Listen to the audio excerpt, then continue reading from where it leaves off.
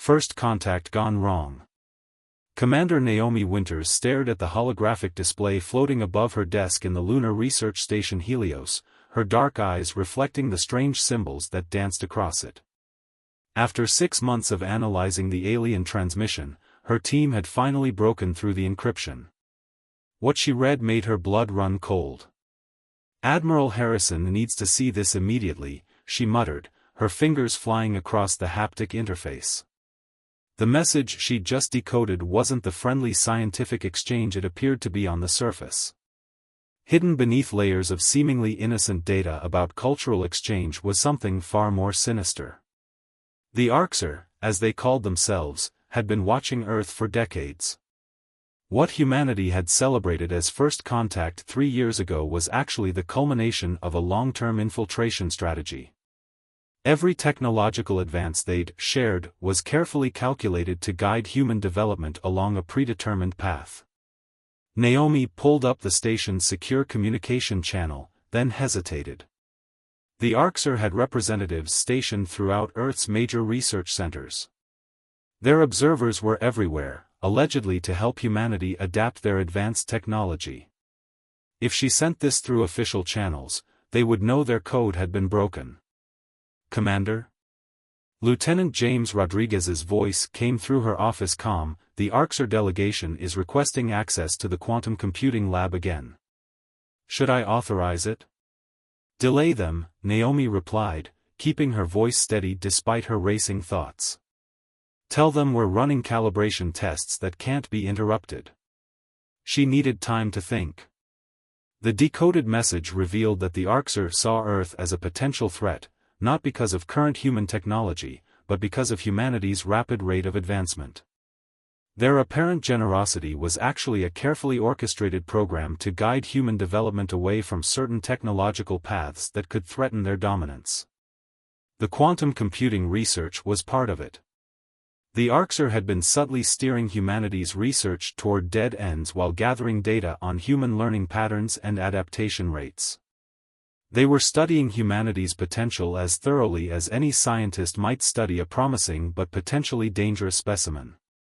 Naomi began composing a message in her head, one that would have to be delivered in person. The Arxer weren't just watching Earth's official channels, they had infiltrated the entire global communication network. Their technology was integrated into everything from satellite systems to social media platforms. A soft chime interrupted her thoughts. "Commander, Admiral Harrison has arrived for his scheduled inspection," Rodriguez announced. Perfect timing. The monthly inspection gave her the excuse she needed to speak with Earth's military leadership face-to-face. "I'll meet him in the main conference room," she replied, gathering her encrypted data chips. As she walked through the station's curved corridors, Naomi noticed details she'd overlooked before.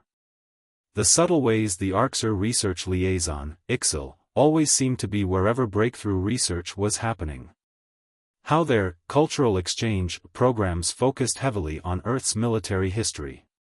The questions they asked about human psychology and stress responses. The conference room doors slid open to reveal Admiral Harrison's imposing figure. At 65, he still maintained the sharp alertness that had marked his entire career. His gray eyes met hers, and she saw him register her tension immediately. "Commander Winters," he greeted her formally. "I trust everything is in order." "Sir, I need to show you something in the secure lab," she replied, emphasizing the word secure. It was one of the few places on the station swept regularly for Arxer monitoring devices. The Admiral's slight nod told her he understood. They maintained casual conversation about station operations as they walked to the lab, where Naomi activated the electromagnetic screening field. Only then did she insert her data chip into the isolated system. 3 years ago, we thought we were lucky," she began, pulling up the decoded transmission. "A peaceful, advanced species reaching out to help us join the galactic community. But look at this, sir." As Admiral Harrison read, his expression darkened. The message detailed the next phase of what the Arxer called Project Garden, their plan to carefully cultivate humanity's development while assessing their potential threat level. If humans showed too much independence or developed too quickly in unexpected directions, the project would shift to its contingency phase, systematic technological disruption followed by direct intervention. How long have you known? Harrison asked quietly. I completed the decryption this morning, Naomi replied. But sir, there's more. I've cross-referenced their technological gifts with our development patterns. They're not just studying us, they're running experiments. Each major research center is being fed slightly different information. They're testing our adaptation rates, our problem-solving methods, our potential for military applications. Harrison was silent for a long moment, studying the data. The question is, Commander, do we let them know we're aware of their true intentions? No, sir, Naomi said firmly. I believe our best chance is to play along while secretly preparing. They've underestimated us because we've been so eager to learn from them. They don't realize that humanity's greatest strength isn't our technology, it's our ability to adapt and overcome. The Admiral smiled grimly. Agreed. We'll need to establish secure communications outside their monitoring network. Begin compartmentalizing research that could lead to genuine breakthroughs. And most importantly, we need to find others we can trust with this information. Sir, I recommend we start with Dr. Rashid at the Geneva Quantum Institute. His work on quantum entanglement communication could give us a way to coordinate without the Arxer knowing. Make it happen, Harrison ordered. But remember, Commander, as far as our alien friends are concerned, nothing has changed. We're still the eager students, grateful for their guidance. As they left the secure lab, Naomi saw Ixil waiting in the corridor. The Arxer's silvery skin seemed to shimmer under the station's lights, their four-fingered hand raised in what they'd learned was a human greeting. Admiral Harrison, Ixil's translator, conveyed their melodic speech. I trust your inspection is going well? Perhaps you'd like to see our latest collaborative research? Of course, Harrison replied smoothly. Commander Winters was just telling me about the promising results in quantum computing. Naomi kept her face carefully neutral as she watched the exchange. The game had changed, but only humanity knew it. The Arxer thought they were cultivating a garden, but they would learn that humans weren't plants to be pruned and shaped. They were a force of nature waiting to be unleashed. The hidden response. Dr. Samira Rashid's laboratory in Geneva hummed with activity, but not the kind that showed on official reports. On paper, her team was conducting basic research into quantum entanglement communication, exactly the kind of dead-end project the Arxer had subtly pushed them toward. In reality, they were weaponizing the very technology their alien mentors thought they couldn't understand. Another failed attempt, she announced loudly for the benefit of the monitoring devices she knew were hidden throughout the facility. Under her breath, she muttered into a subvocal communicator, test successful. Quantum channel stable at 4,000 kilometers. The real breakthrough had happened 3 months ago, when they discovered how to use the quantum principles the Arxer had taught them to create an undetectable communication network. Now, humanity's resistance was slowly taking shape, invisible to their would-be conquerors. Through her augmented reality contact lenses, Samira watched the encrypted messages scroll past. Reports from research stations worldwide, each one appearing to cooperate with the Arxer while secretly developing countermeasures. The aliens' own teaching methods were being turned against them. Dr. Rashid? The melodic voice of Nexar, her Arxer research partner, made her look up. I noticed you've requested additional quantum stabilization units. Is there a problem with the current experimental setup? Samira smiled, the same warm, slightly frustrated smile she'd perfected over months of deception. Just trying a different approach. Human stubbornness, I suppose. We hate to give up on an idea. Nexar's silver-scaled head tilted in what she'd learned was their expression of approval. An admirable trait, though sometimes it's better to accept when a path is unsuitable. Perhaps we should review the theoretical framework again? That would be helpful, Samira replied, while her subvocal transmitted, "They're still buying it." Proceed with Phase 2. Phase 2 was already underway at the Lunar Research Station. Commander Winters had transformed the quantum computing lab into a cover for what was really happening in the secure subsections. Every time the Arxer helped them overcome a technical challenge, human scientists were analyzing their methods, learning not just the technology but the underlying principles. Admiral Harrison had established a shadow network of military preparations, disguised as routine exercises and equipment upgrades. The Arxer watched these activities with their usual careful attention, unaware that humans were developing countermeasures specifically designed to exploit the weaknesses in their technology. "The latest data from your attempts is fascinating," Nexar commented, studying the deliberately flawed results Samira had prepared. "Your approach, while unsuccessful, shows interesting lateral thinking. This is why we find humans so..." They paused, searching for the right word, educational to work with. Samira suppressed a chill at the clinical tone. In the 3 years since first contact, she'd almost started to think of Nexar as a friend. The decoded transmission had revealed the truth: to the Arxer, humans were specimens to be studied, their potential either to be harnessed or eliminated. "We appreciate your patience with our trial-and-error approach," she replied. "Though I have to ask, in your experience, have other species taken this long to grasp quantum principles?" It was a calculated risk, this question. But understanding how the Arxer viewed other species could provide valuable insights into their methods and weaknesses. Nexar's response was carefully measured. "Each species develops at its own rate. Our role is to guide that development along appropriate paths." Through her AR display, Samira saw a priority message flash: Lunar Station detecting unusual energy signatures from Arxer ships. Possible weapons charging. Her heart rate spiked, but years of research had taught her to maintain composure under pressure. "Of course," she nodded to Nexar. "Speaking of development paths, I'd love to hear more about your experiences with other species. It would help us understand where we fit in the galactic community." As Nexar launched into what she knew would be a carefully crafted narrative, Samira's subvocal transmitted, "Keep monitoring. Initiate Protocol Omega if weapons become active." Protocol Omega was humanity's insurance policy.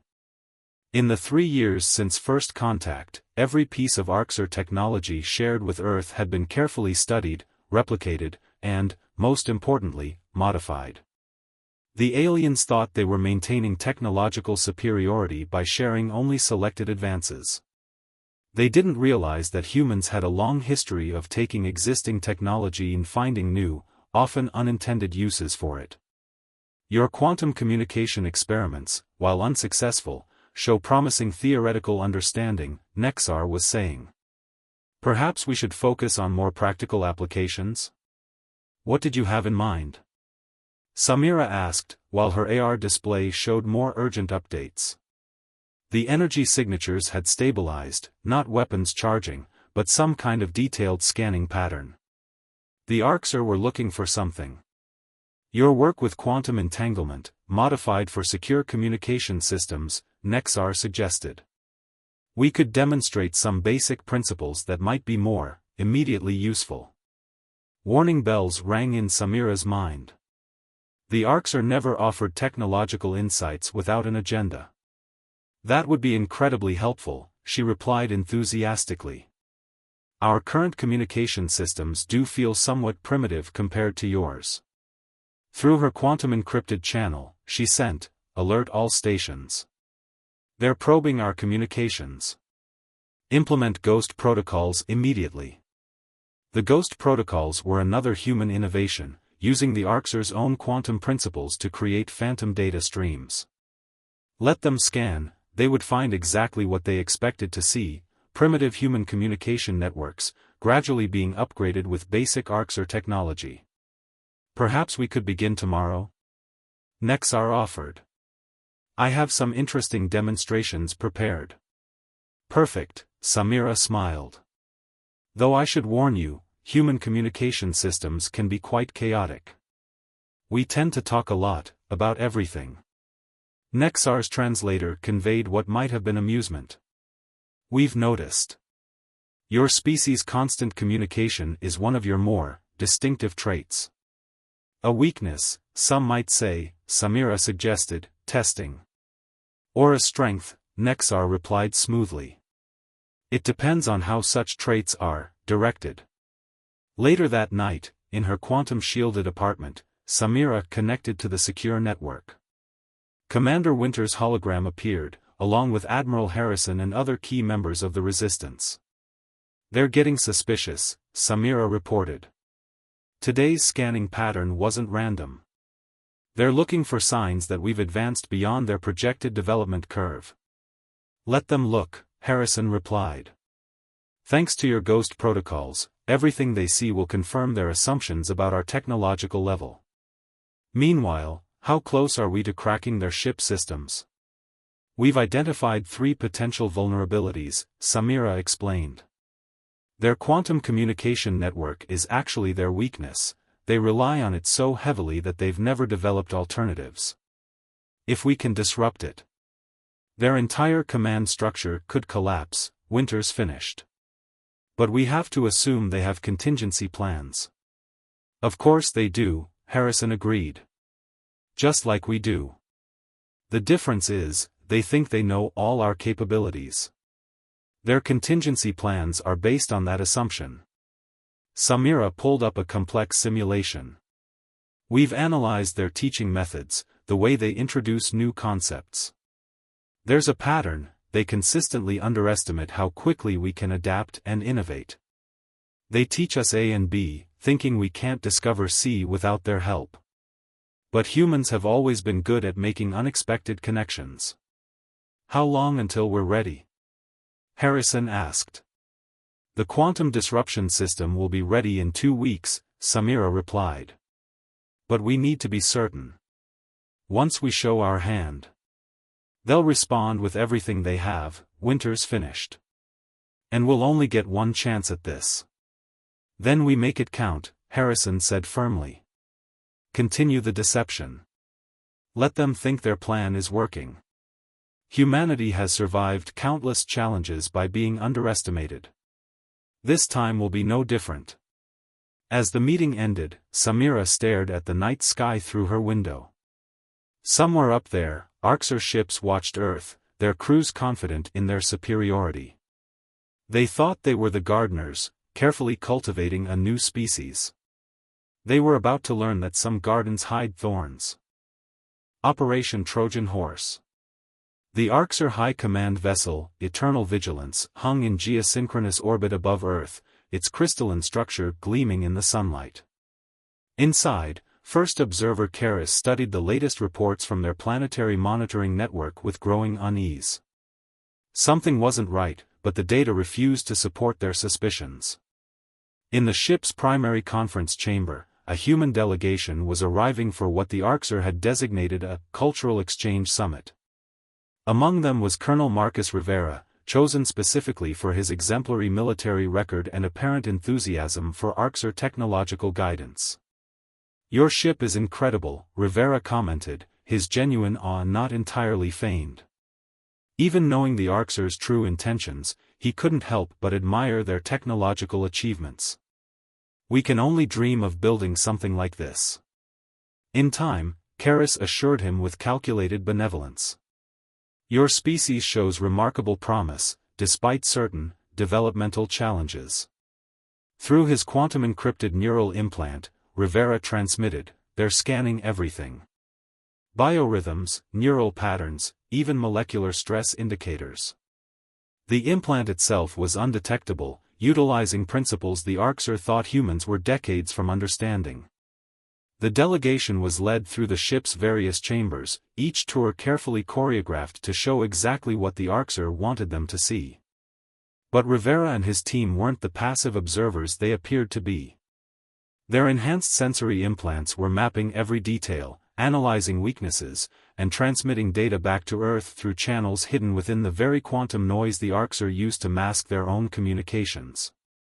This chamber houses our primary quantum computation array, Karis explained, gesturing to a vast crystalline structure that pulsed with internal light. Though the principles are likely beyond current human understanding. Fascinating, Rivera replied, while his implant captured the exact resonance frequencies of the crystal matrix. We've barely scratched the surface of quantum computing ourselves. Back on Earth, Dr. Rashid's team received the data in real time, comparing it against their theoretical models.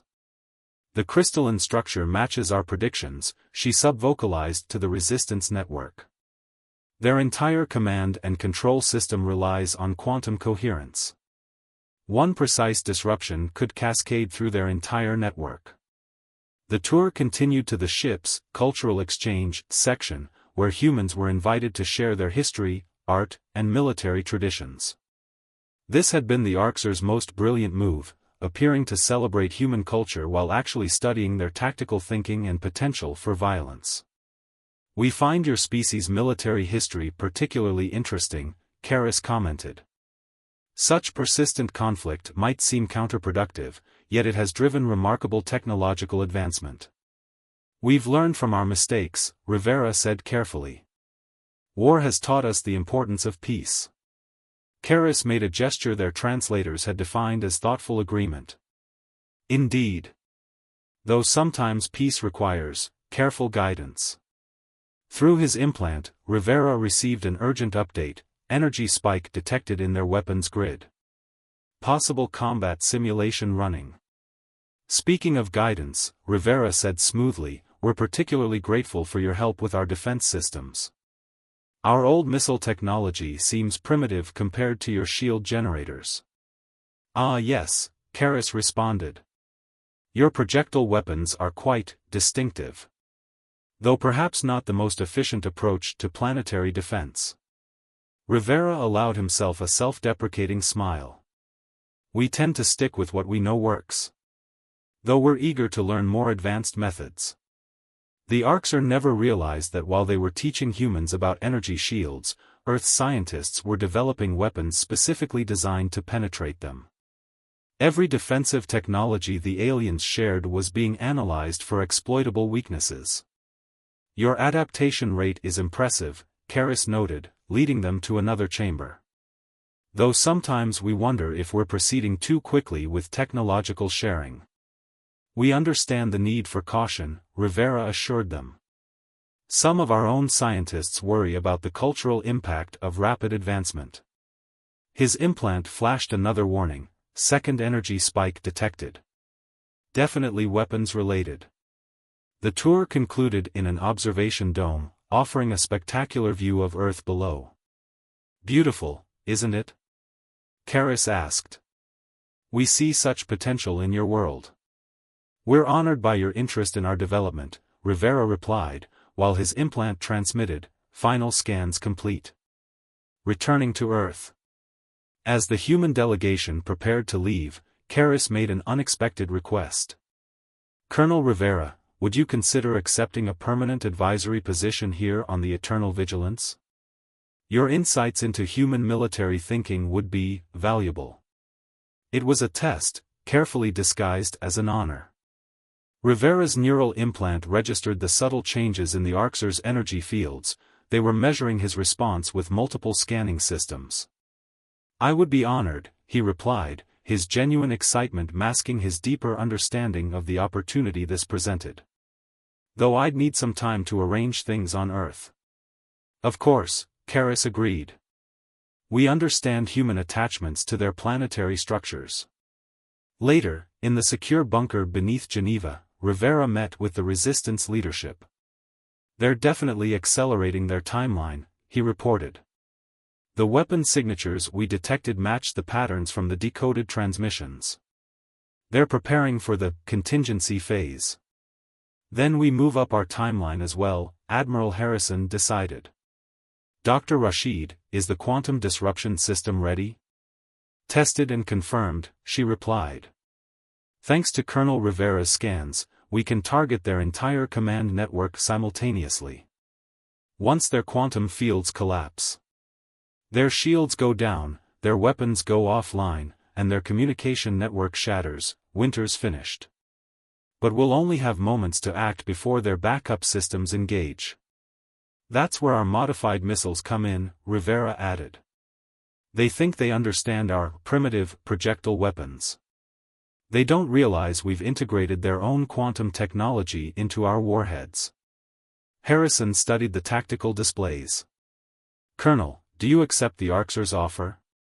Yes, sir, Rivera replied without hesitation.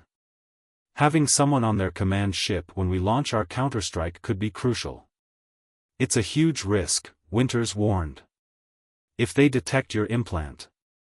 They won't, Rashid assured them. It's built using their own principles, hidden within the quantum noise they consider background radiation.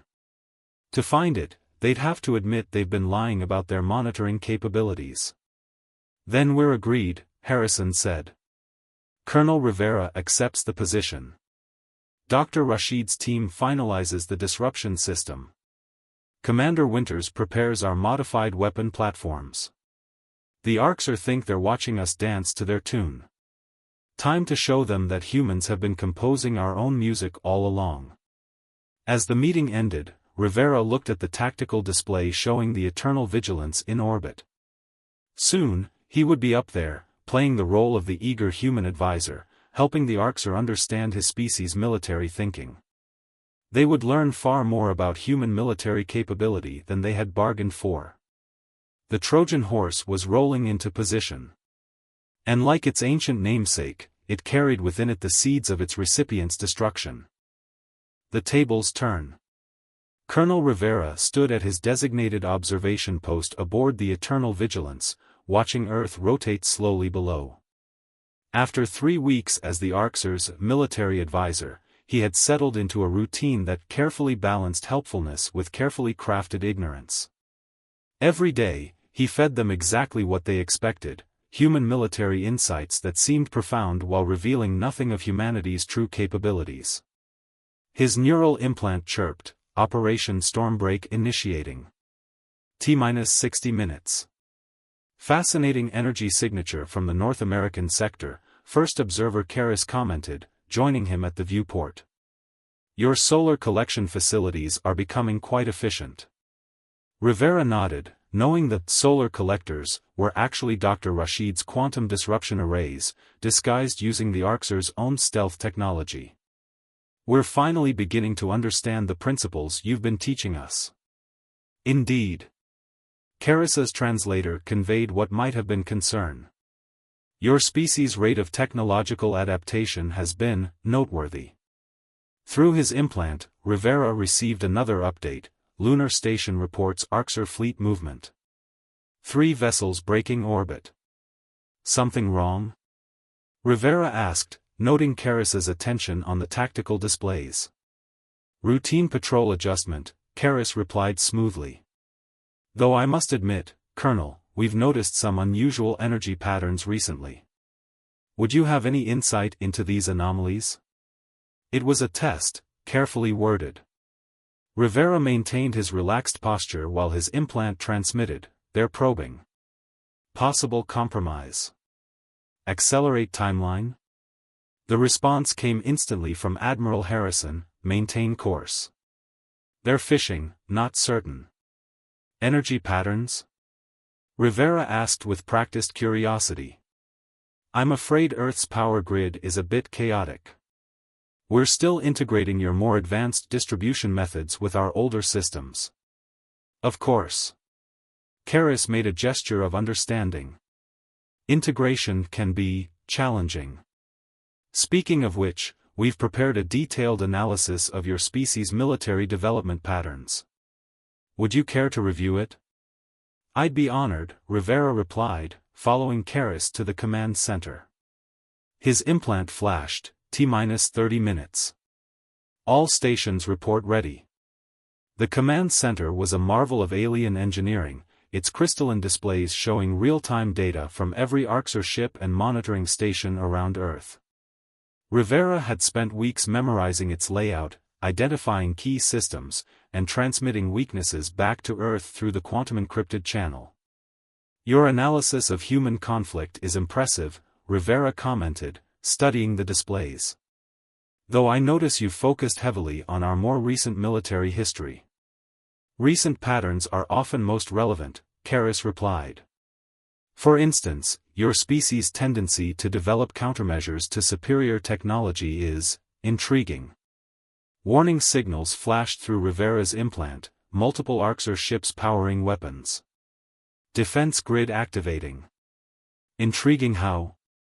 Rivera asked calmly, while his implant transmitted, "They're moving. Request immediate execution of Stormbreak." "Throughout your history," Karras continued, "humanity has shown a remarkable ability to adapt to threats. To take enemies' advantages and turn them into weaknesses. A necessity for survival," Rivera replied. His implant burned, authorization granted. "Stormbreak commencing." "Indeed," Karras agreed. "Which is why we've been so careful in managing your species' development. Your potential for advancement is matched only by your potential for unpredictability." Around the planet, disguised arrays powered up, generating quantum interference patterns precisely tuned to the Arxur's communication frequencies. In orbit, modified satellites began broadcasting signals that appeared to be simple transmission noise. "Speaking of unpredictability," Rivera said, noting the growing distortion in the crystalline displays, "I believe you're about to witness one of humanity's more interesting traits." Karras's attention snapped to the deteriorating readings. "What have you dash?" The command center erupted in chaos as every quantum-based system simultaneously destabilized. Shields flickered, weapons powered down, and communication channels dissolved into noise. The Arxur's supposedly impregnable technology, dependent on quantum coherence, was being disrupted by the very principles they had taught humanity. "Impossible," Karras declared, their translator struggling with the concept. "Your species cannot possibly understand dash." "We understand more than you think," Rivera replied, his implant now freely broadcasting to the resistance network. "You taught us well. Perhaps too well." Through the viewport, he watched as Earth's primitive missile systems launched. But these weren't the simple projectiles the Arxur had dismissed. Each warhead contained quantum disruption technology, designed to penetrate the very shields the aliens had helped humans understand. "Your weapons cannot penetrate our defenses," Karras stated, but there was uncertainty in their translated voice. "Those defenses rely on quantum fields," Rivera explained as the first missiles approached. "Fields we've learned to disrupt, thanks to your thorough education about their principles." The Arxur fleet commanders, suddenly unable to coordinate through their quantum network, fell back on pre-planned protocols. But humanity had anticipated this, having studied their response patterns through countless cultural exchanges about military history. "Station defenses at 40%, an Arxur technician reported. Quantum coherence failing across all systems." "You've hidden your true capabilities," Karras accused, their silver scales reflecting the emergency lighting. "We learned from the best," Rivera replied. "You taught us to be careful with technological advantages, to mask our true potential. We were excellent students." Earth's modified missile struck with devastating precision, targeting communication arrays and power distribution nodes. The Arxur's mighty ships, designed to withstand energy weapons and conventional explosives, proved vulnerable to weapons specifically crafted to exploit their technological dependencies. "Admiral Harrison sends his regards," Rivera added as the Eternal Vigilance's primary systems failed. "And a message: never underestimate a species that has spent its entire history learning from its enemies." The Arxur command ship shuddered as secondary explosions cascaded through its quantum crystal infrastructure. Emergency systems attempted to compensate, but they too relied on the now-disrupted quantum network. "Your victory will be short-lived," Karras warned. "Our response will be limited," Rivera interrupted. Because you never considered we might understand your technology well enough to turn it against you. Every system you use to monitor us is now useless. Every advantage you thought you had has been compromised. Through his implant, he received confirmation, Operation Stormbreak successful. All Arxer ships disabled. Ground forces moving to secure their research stations. You've spent 3 years studying humanity, Rivera told the stunned Arxer commander. But you focused so much on our past that you forgot our most important trait: we learn. We adapt. And we never, ever take kindly to being manipulated. As Earth's defense forces secured the crippled Arxer fleet, Rivera reflected on the irony. The aliens had come to study humanity's potential for advancement, carefully managing their development to prevent them from becoming a threat. In doing so, they had created exactly what they feared, a species that understood their technology well enough to defeat it. The tables hadn't just turned. They had been completely overturned, along with every assumption the Arxer had made about human capability. As Rivera watched Earth's forces take control of the situation, he knew this was more than just a victory. It was a statement to the galaxy: humanity would not be underestimated again. Victory through unity. The Grand Council chamber of the United Earth Defense Force, formerly the UN General Assembly, hummed with tension as Admiral Harrison addressed the gathered representatives. Through the rebuilt skylights, the silhouettes of captured Arxer vessels hung in the evening sky, a reminder of both victory and responsibility. 1 month since Operation Stormbreak, Harrison began, his voice carrying across the chamber. In that time, we've learned more about the Arxer and their civilization than they ever intended us to know. Dr. Rashid, if you would. Samira Rashid took the podium, her quantum tablet displaying decoded data from the Arxer ship's memory cores. Their civilization spanned 17 star systems, she reported. And we weren't their first target for cultural exchange. We've identified at least 3 other species they've subjected to similar development control programs. The chamber erupted in murmurs. Commander Winters, seated beside Colonel Rivera, leaned forward. And the others? 2 species were successfully guided into becoming client races, Rashid continued. The third? She paused, her expression grim. They resisted more openly than we did. The Arxer response was swift and absolute. Which makes our next decision crucial, Harrison resumed. We have their fleet, their technology, and most importantly, their leadership. The question now is, what do we do with them? First Observer Karras, now a prisoner of war, was brought to the speaker's platform. The Arxer leader's silver scales had lost some of their luster during captivity, but their bearing remained proud. Your victory was unexpected, Karras admitted, their translator conveying a complex mix of emotions. But perhaps not surprising, given how thoroughly we underestimated your species' capacity for innovation. And deception, Rivera added from his seat. You taught us that, too. Indeed. Karras surveyed the chamber. I assume we are here to discuss terms of surrender? No, Harrison replied, causing both humans and Arxer to stir in surprise. We're here to discuss terms of cooperation. Karras's translator took a moment to process this. You cannot be serious. After what we planned. We know exactly what you planned, Winters interrupted, standing. We know about the contingency protocols, the weapon systems, the prepared invasion fleet. We also know about your civilization's deeper fears. Rashid activated a holographic display, showing data recovered from the Arxer ships. Your species achieved quantum mastery centuries ago, she explained. But in doing so, you became dependent on it.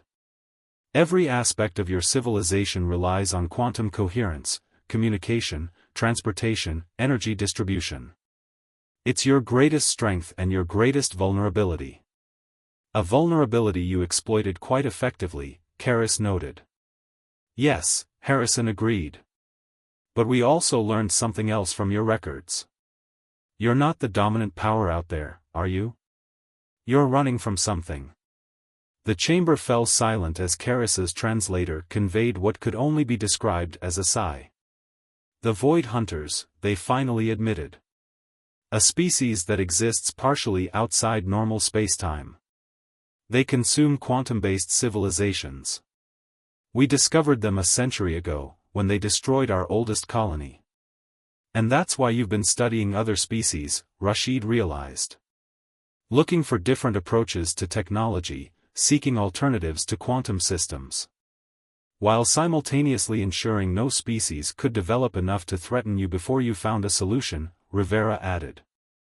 A fearful empire, desperately searching for salvation while maintaining control. What would you have done? Karis challenged. When faced with an enemy that turns your greatest achievements into vulnerabilities? We would have adapted, Harrison replied simply. Like we did when we faced you. Humanity's greatest strength isn't our technology or our deception. It's our ability to change, to find new approaches, to turn disadvantages into advantages. Which is why we're offering cooperation instead of demanding surrender, Winters explained. You have centuries of quantum science knowledge. We have a talent for unconventional solutions and adaptation. Together we might find a way to defeat the Void Hunters, Rashid finished. But only if we work as equals, not as controllers and controlled. Karis was silent for a long moment, their silver scales reflecting the evening light. Your species continues to surprise us.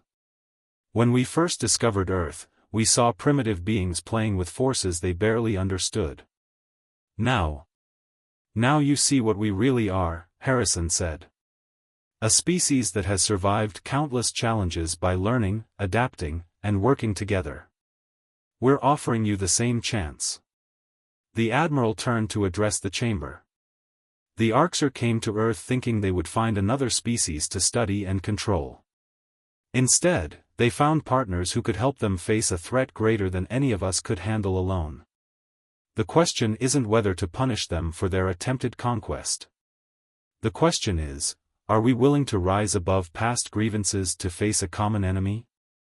One by one, the representatives stood. The message was clear. Humanity had not just proven itself capable of defeating the Arxer, they had proven themselves capable of something far more difficult. Forgiveness. There will be conditions, Harrison told Karis. Complete technological exchange. Joint defense planning. And most importantly, the immediate liberation of the other species you've been guiding. The Arxer High Command will never agree, Karis warned. The High Command doesn't have a choice, Rivera pointed out. We control their ships, their stations, and their quantum network. The only choice is adapt or fade into history. Besides, Rashid added with a slight smile, isn't studying how species respond to challenges what your people do best? Consider this your greatest research opportunity. As the chamber broke into discussion groups, Harrison approached Karis privately. Your people tried to garden us, to shape us into what you wanted us to be. But you forgot something crucial about gardens. And what is that?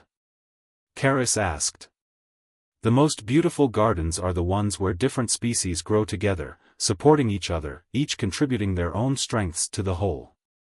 The Admiral gazed out at the evening sky, where Earth's ships now patrolled alongside captured Arxer vessels.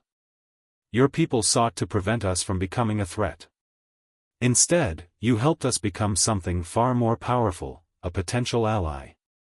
The question is, are you ready to learn from us as we learned from you? Karis followed his gaze to the stars, stars that held both promise and threat. Perhaps, they admitted, it is time for the Arxer to do some adapting of our own. As night fell over Earth, two civilizations that had begun as controller and controlled took their first steps toward a new relationship. The Arxer had come to Earth seeking to cultivate a garden.